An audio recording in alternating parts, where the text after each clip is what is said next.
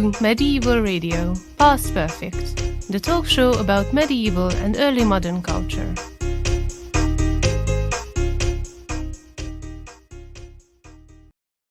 Hello and welcome to Past Perfect, CU Medieval Radio's podcast on all things late antique, medieval and early modern. My name is Ivan Milekovic, and today I am joined by Dr. Johannes Preiser-Kapeller. Dr. Preiser-Kapeller is a Byzantinist with a wide-ranging interest in subjects such as global history, relationship between Byzantium and its eastern neighbors, environmental history, and so on. He serves as the vice head of the Division for Byzantine Research at the Institute for Medieval Research at the Austrian Academy of Sciences, and he teaches at the University of Vienna. Although there are many reasons to speak with Dr. Preiser-Kapeller, the immediate occasion is the newly published book Byzanz, das neue Rom des Welt des Mittelalters, published by C.H. Beck in 2023, as well as the freshly out of the print Brill's Companion to the Environmental History of Byzantium. Johannes, thank you for joining us. Thank you very much for the invitation. Let's start with the toughest question. Byzanz. Is there such a thing as Byzantium? Yes, as an object of scholarship, evidently there is, because there's Byzantine studies, at least now for more than 100 years. If you trace it back, the first chair has been established in the 1890s at the University of Munich. And like there is something like the Aztecs or other objects of research, there's also Byzantium in this sense. Of course, there's the old debate that this is an artificial term created by scholarship in the 16th century. And actually, the inhabitants or the elites of this polity never called themselves Byzantines, but referred to themselves as Romans or Romei.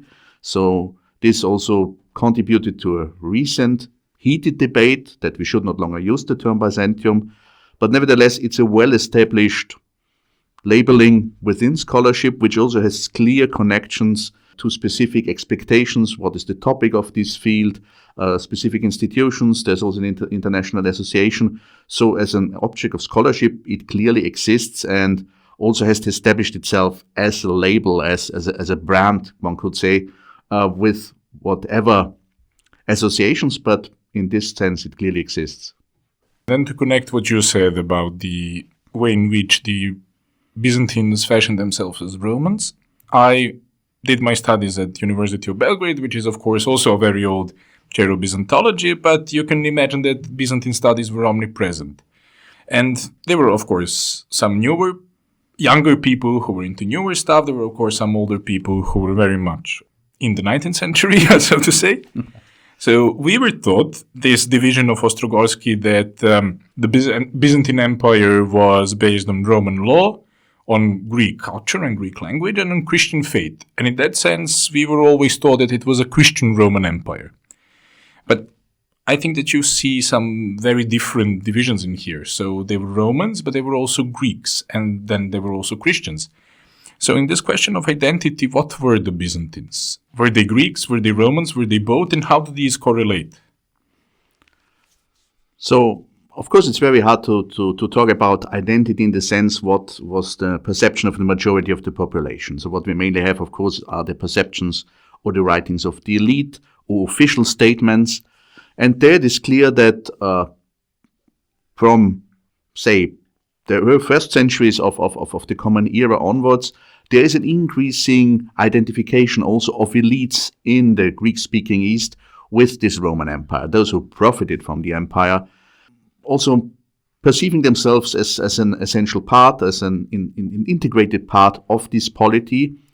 And of course, these then combined with this emerging Christian identity in the 4th century, also leading to the term as what Anthony Candelis, one of the major proponents of not using Byzantium anymore, has referred to as the Romania, a term which emerges in the 4th century of the Common Era and is a Greek term but referring to the Roman polity. So there is a growing sense also in the Greek-speaking East of being Romans, at least at the official level, and connected to the increasing Christianization of the polity. Also then the Romans being the new the new chosen people, this idea of Constantinople as New Jerusalem. So it also gets an additional religious dimension, this self-identification. And at the same time, the term for the ancient Greeks, the Hellenes, is then often used only for the pagan past. So there's not longer a self-identification as Greeks, at least in an official sense, and this older term is related to paganism or the polytheistic religion. So in official terms, there is largely something we can call a Roman identity emerging in the East. However, it's very hard to say how far-reaching this was, what aspects of this identity were accepted by individual layers of the population. And of course, what we also have are groups which were clearly not Greek-speaking, especially when the empire was in its biggest expansion or extent. And there, of course, it's also difficult to say what was the perception or the identification of this group. So, and Romans also mean different things in Armenian and Syriac texts. So I would say there's something like a mainstream of identification which is Roman, but we have to be very careful to generalize this to a totality of something like a national self-awareness, like Kaldelis tries to prove, and especially with regard to the non-Greek speaking literatures, historiographies, which were also is an essential part of the empire, but also located outside of the empire. And that's also a thing which interests me to look at these other perspectives on Romanesque. You also mentioned the idea of New Israel and New Jerusalem, but what about the Jews of Byzantium? I saw that you recently had a lecture about Persian Jews, but what about the Jews of Byzantium? How do they consider themselves? Do we know anything about them? Do scholars even look at them, and so on? So there's an old tradition of looking on the Jewish community in Byzantium. There are studies from the 1920s, 1930s. There recently is a growing number of studies also done by specialists who also can read the Hebrew texts or the Aramaic texts.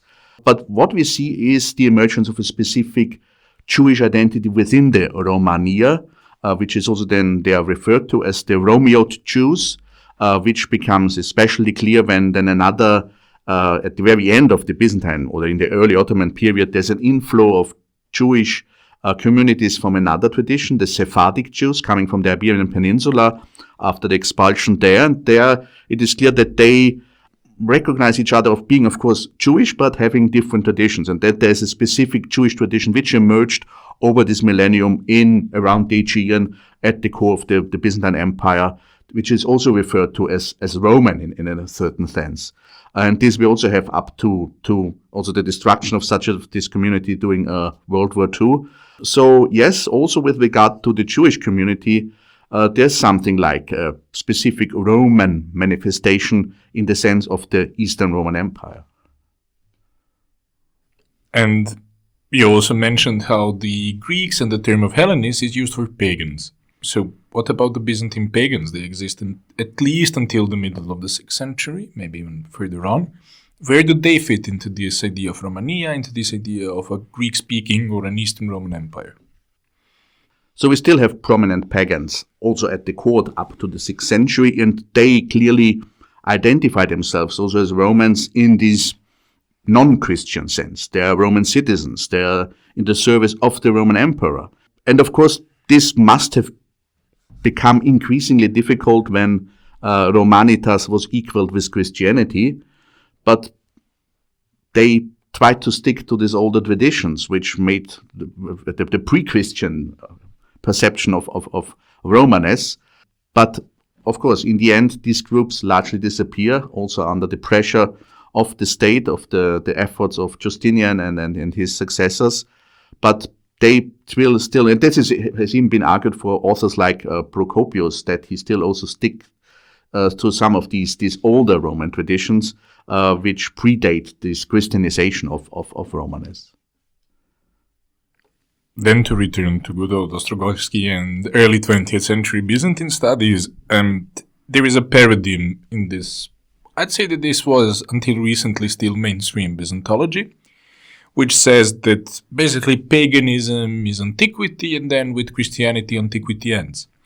But interestingly enough, in your book, you say that the final end of antiquity is actually 1204, and the Crusader siege of Constantinople. So where does antiquity actually end, especially for a Byzantinist? So here I try to pick up some recent ideas about a very long late antiquity. Of course, late antiquity, since its incipient boom in the 1970s, starting with Peter Brown, but of course we have earlier references to it, has been expanding also in terms of its chronological spectrum. So there are now ideas that it in the West only ends with the coronation of Charlemagne up to the 8th century, and there have been recent studies by Garth Foden, but also in the German-speaking scholarship by Thomas Bauer, who argue for a long late antiquity covering the entire first millennium, or even in the Islamic world ranging up to the 11th century. So Bauer argues that there was nothing like an Islamic Middle Ages, so that Islam is a continuity also of late antiquity, and along similar lines, he also tries to argue that the Byzantine Empire is a continuation of the late antique paradigm, which then is based on this combination of Romanitas, Greek learning, and Christianity.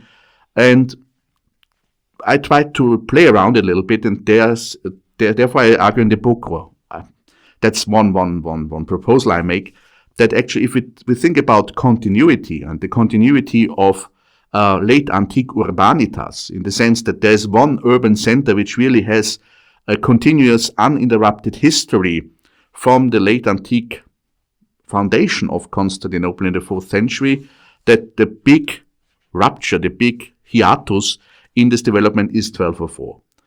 Which we can also connect to texts like Niketas Koniates' text about the statues, the ancient statues and monuments which have been destroyed by the Crusaders.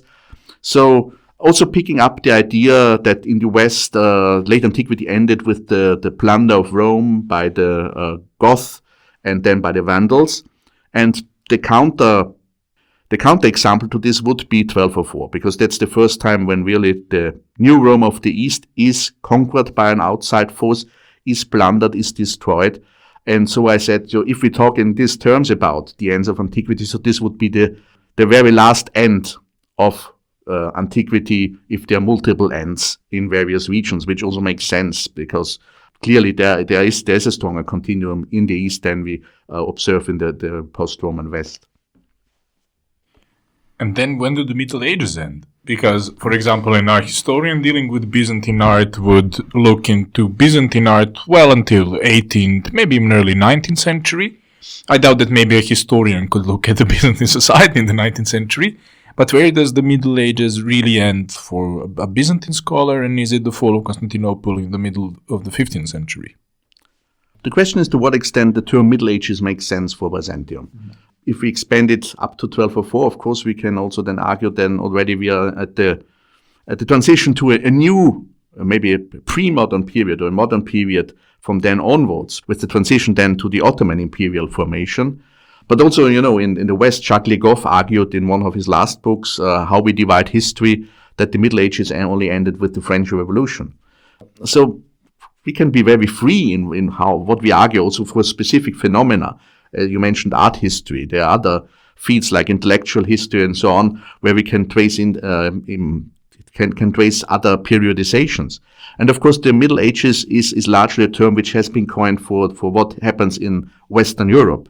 And if we then talk about the global Middle Ages, the question is how this can be applied to regions outside of Western Europe. So that's, I guess, an open discussion. I would say, as I also use Byzantium as a title for the book in pragmatic terms, I also have the book ended with 1453 or with 1492, which is another end for the Middle Ages, also the year 7000 of the Byzantine time chronology. So still, for trying to communicate science to the wider public, let's say it ends in the 15th century, this medieval period, this millennium starting in the middle of the first millennium CE, but otherwise being aware that this may not fit to all phenomena we are talking about. But while as such, Byzantine Empire as a social political entity ends in the 15th century, and as we said, in art, in intellectual history, it goes well beyond.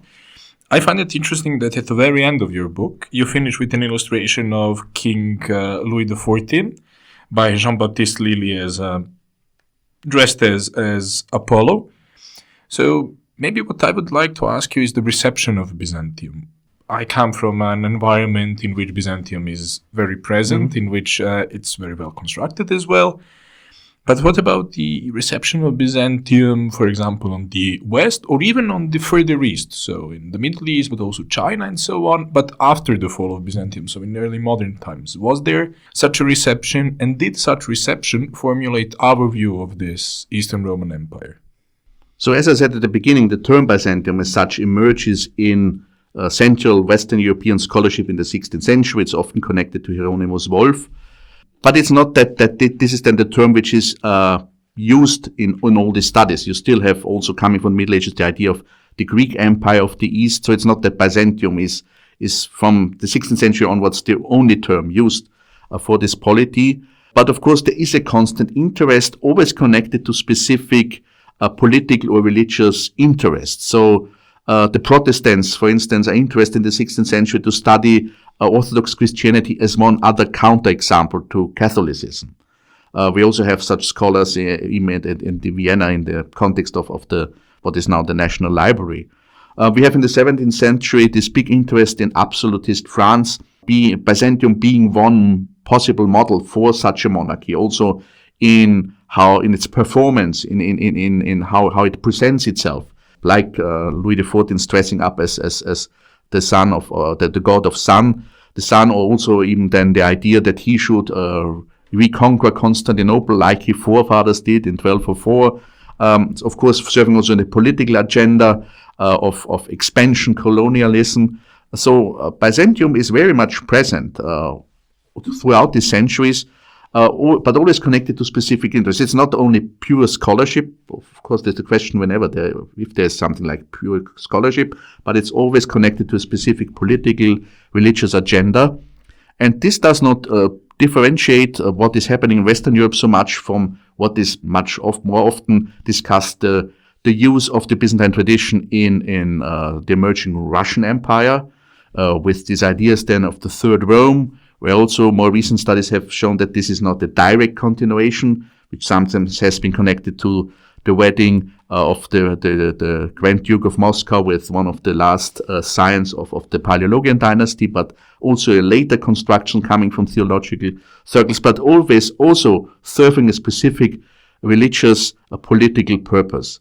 So this, one could say that Byzantium is a constant point of reference serving specific interests of various political religious actors in Western Europe, in Eastern Europe. Of course, we also have a perception already starting in the Middle Ages in the Islamic world or in the Persian-speaking world where Rome is an integral part also of the tradition thinking about world history, where in the Shahnameh or Ferdowsi, Rome is one of the third empires emerging from the original world empire ruled by one of the three sons. So it's an integral part of this Iranian construction of the world.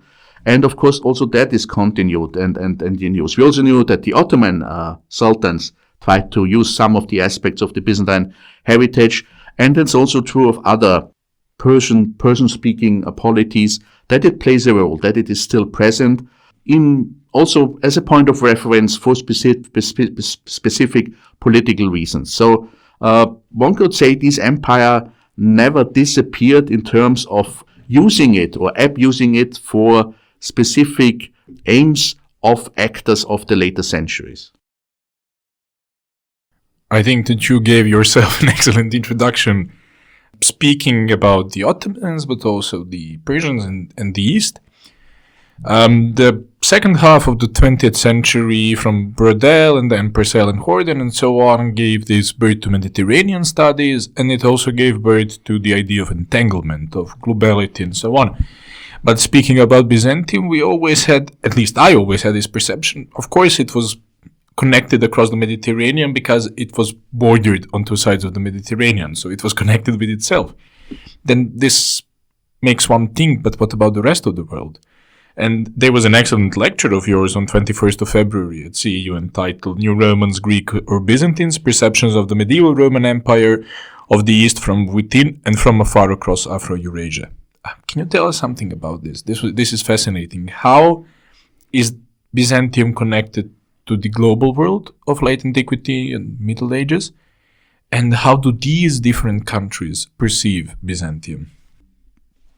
One of my books of 2018 was called Beyond Rome and Charlemagne, where I tried to show that this world of late antiquity is reaching far beyond, not only Western Europe, but far beyond the Mediterranean, and that the Roman Empire of the East is entangled far beyond the Mediterranean, in terms, of course, of material exchanges, of trade, also of diplomacy. We have these diplomatic exchanges, for instance, with the Western Turkish Khaganate in the 6th century or in the early 7th century, providing important assistance, for instance, for Emperor Heraclius in this war against the Sasanians. So this is always a dimension which is not only an exotic addition to, say, the Mediterranean mainstream, but this has been an essential part of also imperial politics, or also the interest in the Red Sea, the diplomatic missions or the religious missions to Nubia, what is in modern-day Sudan, to Aksum in Ethiopia and Eritrea, to the Kingdom of Himyar in the southwest of Arabia, but also then, of course, the trade connections from Egypt to India. We have the famous example of Cosmas Indicopleustes in the 6th century. And all of this also leads to an awareness of the existence of this Roman Empire far beyond its borders, being then integrated in these individual traditions. I already have mentioned the Persian tradition. We already have in late Sasanian texts this idea that there's a family of kings, of world rulers, of course in the center being the great king of Persia, but then there are the rulers of the Turks in Central Asia, the kings of India, the ruler of China, and of course the emperor of Rome, who is also regarded a brother. There's also this idea of really a family of a spiritual kinship. And this idea is then also taken over from in the Arab tradition. We have the famous depiction of the rulers of the world in Qusay Amra in Jordan from the 740s, where you also have this line of rulers who are paying their submission to the caliph. But the first is again also the Caesar of Rome. And as I tried to show in this talk, this extends further to the east. We have then also a reception of the Roman tradition in Central Asia. We have depictions of the legend of Romulus and Remus in wall paintings in 6th, 7th century Central Asia, in Sogdiana, near modern Samarkand, or also in Ushtroshana, Princeton to the east. We have references to Rome, to the empire of Rome being part of this family of kings. Then there's even one ruler in modern-day Afghanistan who in the 730s, 740s refers to himself on his coins as the From Caesar, the Kaiser of Rome, also in terms of being at an eye level with the other world rulers. And this is then even adapted to a certain extent in the Tibetan tradition. There is a famous epic which was orally transmitted and then put into writing since the 12th century, also referring to the Gesar of Link. And this is a mixing of these Roman ideas of Rome and also this ruler in modern-day Afghanistan. And then we also have descriptions in the Chinese tradition, where there's the reference to Dajin already in the Han period, in the first centuries of the Common Era. Later we have the term Fulin, which is a rendering of Rome.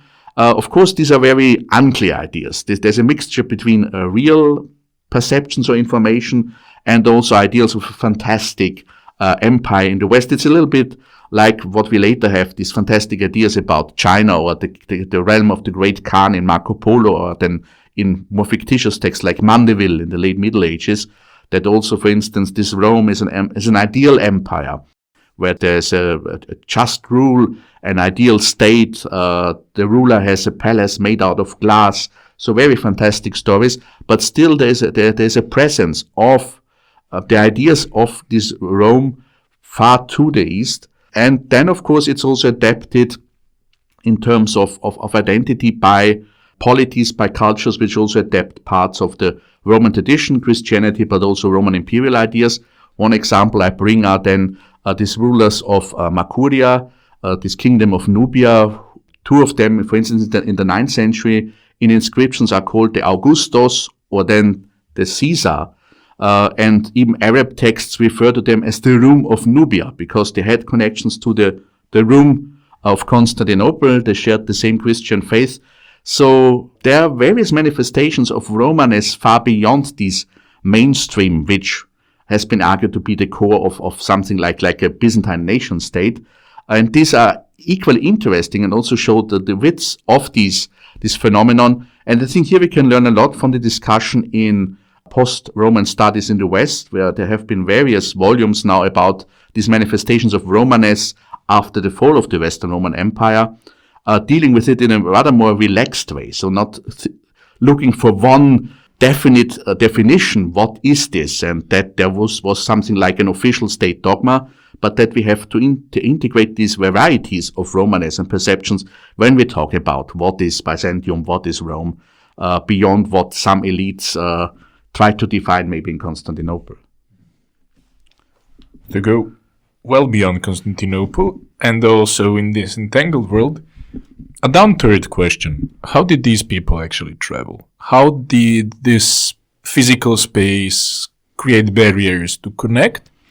And most importantly, because when speaking about Byzantium, speaking about Rome, the original one or the late antique one would think about Mediterranean and one would think about sea. What about harbors? How do harbors function? Is Byzantium as much a maritime tradition and a maritime nation as we would think it is?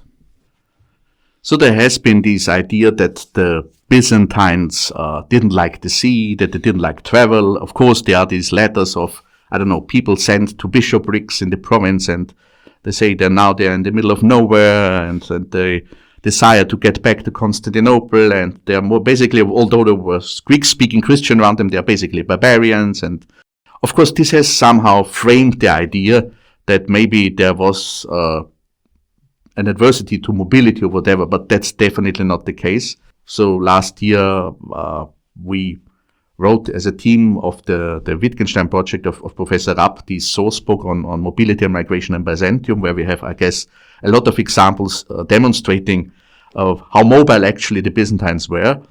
When it comes to maritime mobility, that's a sheer necessity of life in such an environment. And of course, there are different attitudes from the official state how to deal with maritime presence, with sea power. And we know that in later periods, the fleet was often neglected, also due to the state of state finances, and then the fleet definitely declines in the late Byzantine period. But there was always this essential maritime mobility on a local level, which was necessary to provide supplies for Constantinople for other places. The people in the Aegean always lived from the sea and traveled via the sea. And we had was part of an earlier project about harbors and maritime networks, especially in the Byzantine Balkans, where one could see that even, the state framework disappeared or was largely absent in periods of weakness, also of the central power, and large parts of the Balkans were out of the control of Constantinople. These local entanglements never disappeared because this had become part of everyday life. They didn't need the state interference, the state fleet, the state infrastructure. Of course, these connections then weakened these large connections, for instance, between Egypt and Constantinople when Egypt fell to the Persians and then to the Arabs. Then, of course, main routes were weakened or had to be relocated. But this local connectivity was always there and could always also serve as a basis of getting from one place to the other. We also see it then also in the so-called Dark Ages, like in the 8th century, when travelers from the West, like Willibald, try to get to Jerusalem. They find their way from Italy via Greece, here even visits Ephesus, to Jerusalem. On various, he has to change ship several times, but he's getting there. So this connectivity never disappears because it's there on the local level. And I guess this is something we have to understand, not always looking on how is the big history and the big investment of the state in this aspect, but there's always so much going on, maybe beyond or below the radar of our sources, but which is there because it was always there. And this is also true for maritime mobility or other aspects of mobility. And of course, at the same time, we always have also ways where Constantinople can still connect to the inner parts of Asia, even after the loss of Egypt, of Syria to the Arab Islamic Caliphate. The route via the Black Sea and the Caucasus to Central Asia became even more important. It was already used in the 6th century to get around the Persians to the Western Turkish Khaganate. And we have findings, we have descriptions, we have these fantastic findings from Moschevaya Balka, from northwestern Caucasus, where silk comes together, silk coming from Byzantium, from Syria, but also from Sogdia and Central Asia, from China. All of this comes together. There's even a piece of writing of a Chinese merchant and a Buddhist sutra, a Buddhist prayer, next to a piece of silk with an inscription coming from Constantinople, where one local ruler is granted the title of Protospartarios. So this is together in the same archaeological site. So if we take this into consideration, there's always far more connectivity than maybe even is described in the official text of Constantinople, because it was not of interest maybe of some of these authors, but it is there and people really used it, and it's present.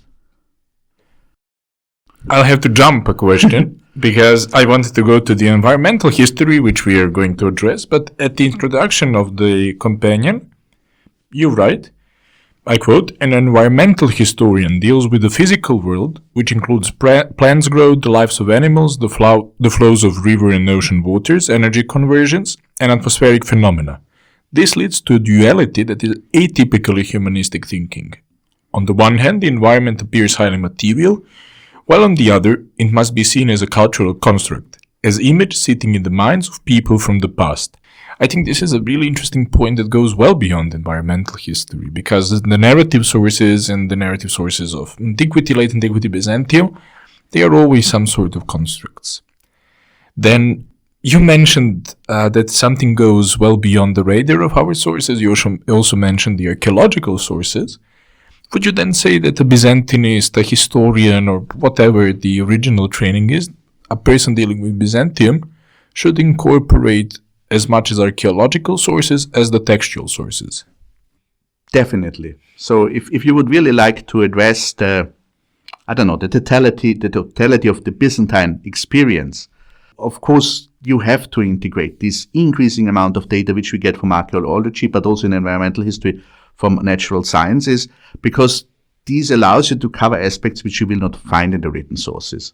Also in this companion, we have chapters on palynology, on plant remains, on archaeozoology of remains of animals. So what kind of animals were raised? How big did they get? How did they use the animals? We have a chapter on paleopathology. So which illnesses did they suffer from? What was the differences with regard to gender, with regard to nutrition, or specific diseases which affected female Byzantines more than male Byzantines, and then the other way around.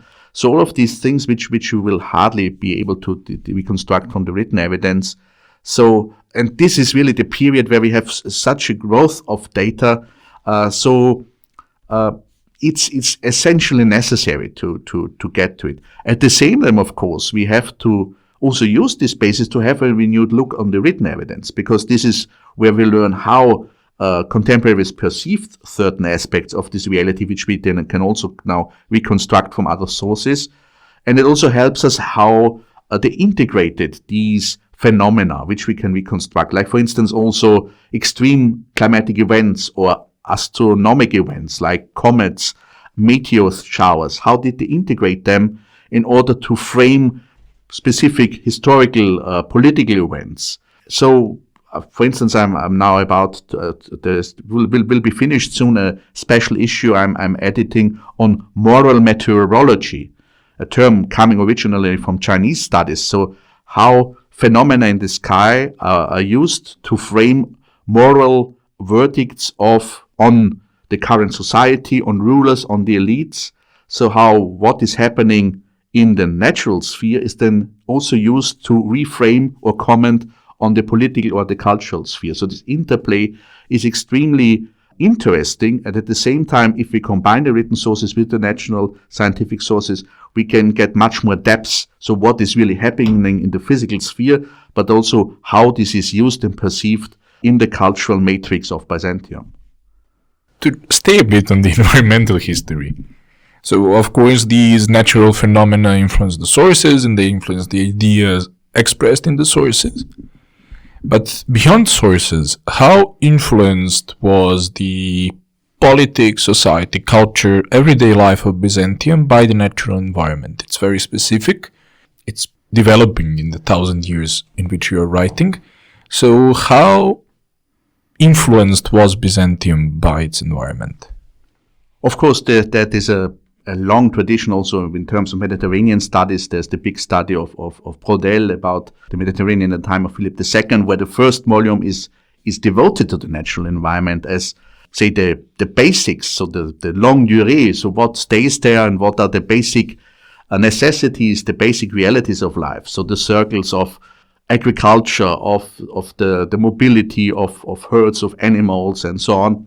Of course, what is different to what Brodel still tried to show, that this is largely stays the same, is that how recent data allows us to reconstruct the dynamics of these environments. So that this was not static, that this was often changing very quickly. So there are even periods where we have really a quick sequence of very extreme events, of very dramatic changes, also in elements which we had the idea that they didn't change much. So in landscapes where we have major erosion events, we can really see within a few years entire landscapes were fundamentally changed.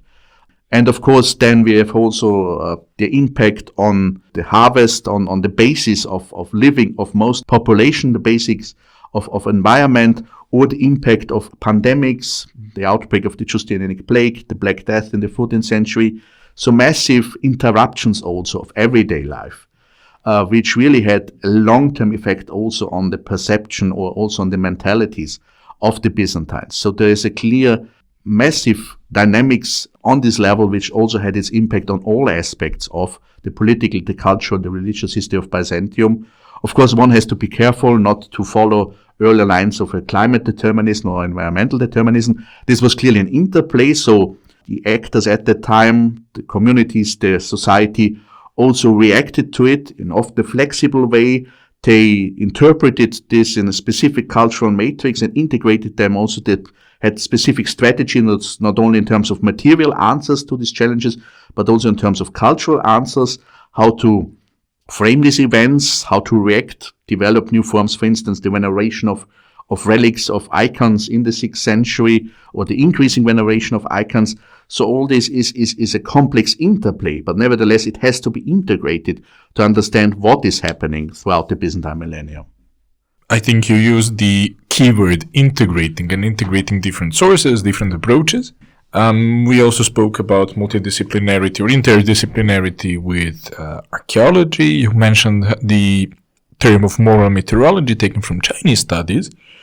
So obviously these different trends in contemporary humanities, these different interdisciplinary trends like environmental history or global history can be well applied to Byzantine studies, but what about digital humanities? This is a grand subject of 2024. Nowadays you have a lot of people who claim that they were doing digital humanities. Maybe a podcast could be labeled as digital humanities, although it's obviously not. But what are the digital humanities and how can one apply them with common sense and how can one usefully apply them to Byzantine studies? So I sometimes use, maybe I can use it here, a citation I borrowed from a colleague who said digital humanities is like teenage sex. Everyone talks about it, but no one is doing it within the community. So, of course, digital humanities has become something like, it's a boom now. Definitely, there's an increasing number of positions. There will also be a new position in digital humanities here at the CEU. At the same time, it's become harder and harder to say what it really is, because it has become so vast, the types of applications of tools used, from text edition, text recognition, TEI, via database creation, data ontologies, to analysis, network analysis, geographical information system, agent-based modeling. So all types of tools and methods which are used. And of course, no one can do all of this. I guess what is important that in digital humanities is about really productively use these opportunities in order to have an additional value to traditional methods. So for specific questions, it's essential to process a big amount of data, to integrate data from archaeology, from history, with spatial data, and so on. And this can only be done in an environment, in a digital research environment.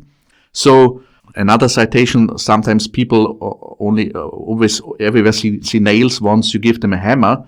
So it's not always necessary to apply digital tools, but if there is really an additional value coming out of it, and it can really help to address a specific historical question, then of course one should use it like one uses other tools we have developed in what has been called auxiliary sciences before, like paleography, sigillography, whatever, which are now fundamental aspects of our research. You need these skills to be able to get to the sources. And similarly, now there's an increasing number of tools in digital humanities you need to know about, at least to know if it would be useful for them to apply them for your specific research question. Of course, digital humanities has become its own life. There are now departments for it, centers for it. I myself, in my research, I wouldn't say I'm a digital humanist. I'm using digital tools because they are useful for many phenomena, or for the analysis of many phenomena I'm interested in. But it's not for me to use them just because they are there. Nevertheless, it has also become an important part of expectations what young scholars should offer if they apply for a position.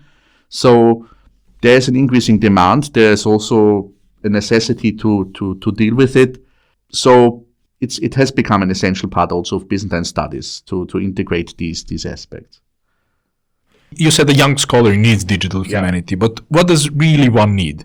Does one need to know how to apply this or to make these sort of softwares, programs, methods, and so on? Again, it depends on what you need for what really interests you in your research. It can be sufficient that you're able to use database systems which already exist. It could be that you really should be able to code, to create some R or Python module by yourself. Again, it really depends on what. I would always start from what is your historical research question or philological research question, and then look to the appropriate tool, because it needs a lot of investment really to get into it, to add this to all the other to all the other skills a young scholar should acquire. Of course, one could say it's not. At a very basic level, some years ago, one could say you are doing digital humanities if you use the computer for more than writing a text. I guess that's no longer sufficient. So creating some Excel tables or whatever, that's not enough.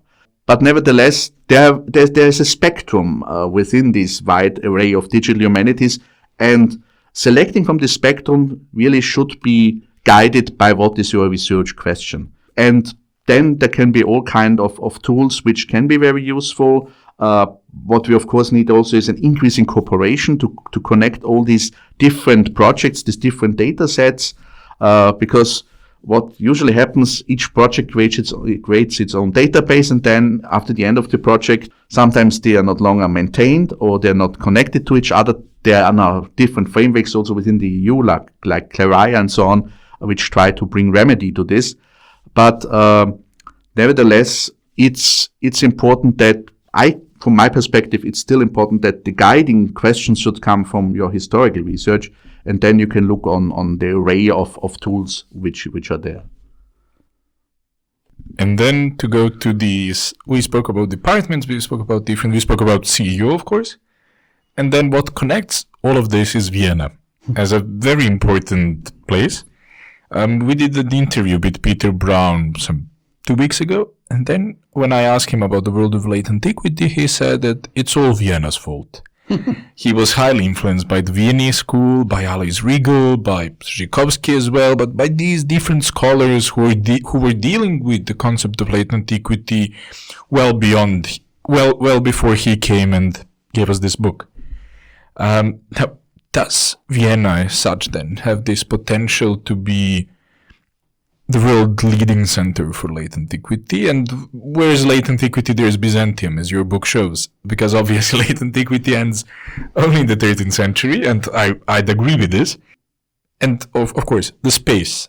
Space is another important topic of humanities, but what about our contemporary space? How does Vienna influence this? And do you see this sort of a potential, maybe a brand that Vienna can be in terms of Byzantine studies?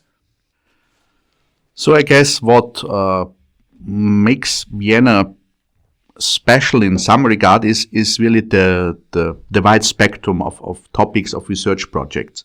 Of course, this is all based on the heritage of Herbert Hunger, the founding father of Byzantine studies, who came from classical philology and from papyrology and manuscript studies, and then established Byzantine studies as a field in its own right at the Austrian Academy of Sciences and at the University of Vienna. And also, he was a great organizer, also a great, one could say today, big science manager, also becoming president of the Austrian Academy of Sciences, which has allowed him to establish various projects which are fundamental up until today, like the Tabula Imperii Byzantini, like the Lexicon of Byzantine Greek, the projects on sigillography. So various projects which provide fundamental research. And on top of this, also a tradition to critically combine philological research, source criticism, manuscript research with historical analysis. Of course, at that time, the archaeological data, the environmental data was not that prominent, but this has been added the last years. And I guess it also depends on the critical mass of people, specialists you have. Of course, Herbert Hunger was something like a Universalgenie of Byzantine studies.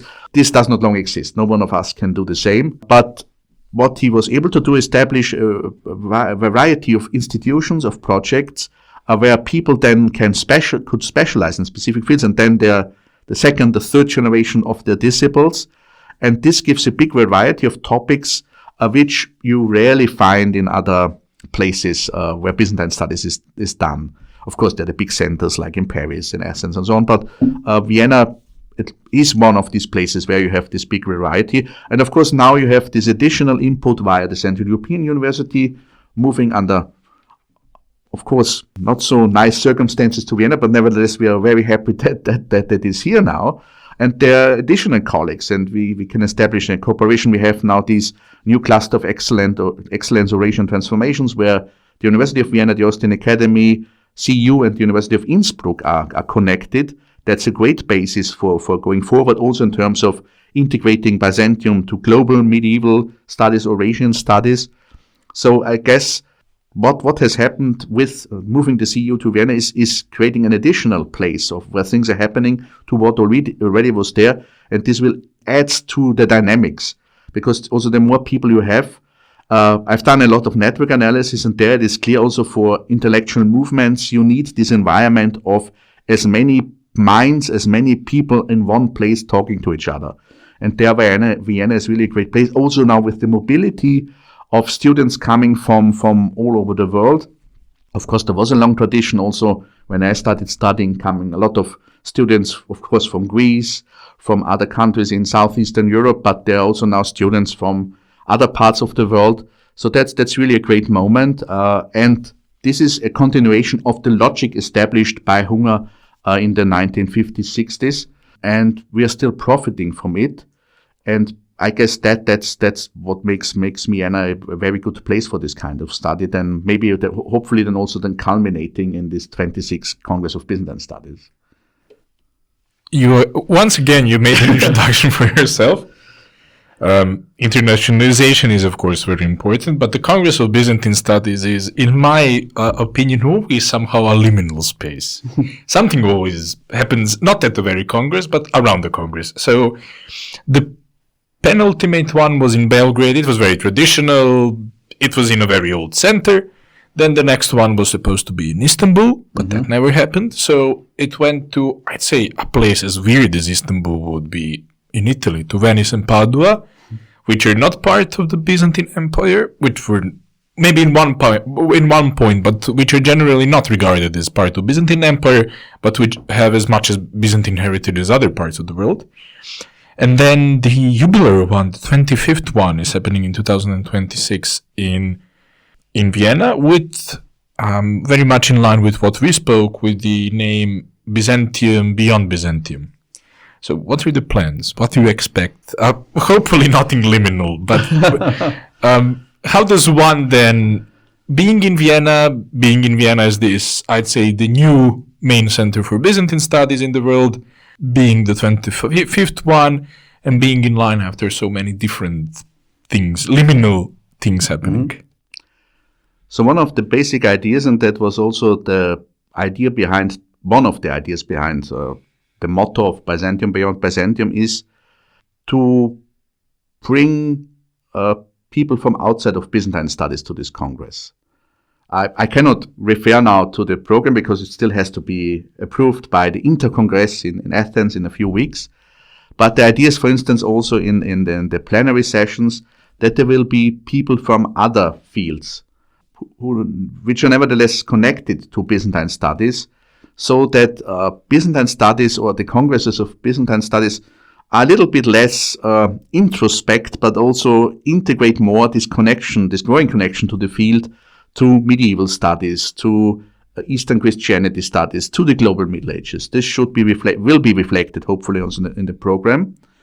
The other aspect of Beyond Byzantium is getting geographically beyond the borders of Byzantium, getting beyond Constantinople, also to what is happening in the provinces, in the margins, which are often central peripheries, to get beyond the evidence, the traditional evidence, to get what is below the surface, also in terms of archaeology, environmental data, so new data types, new methodologies.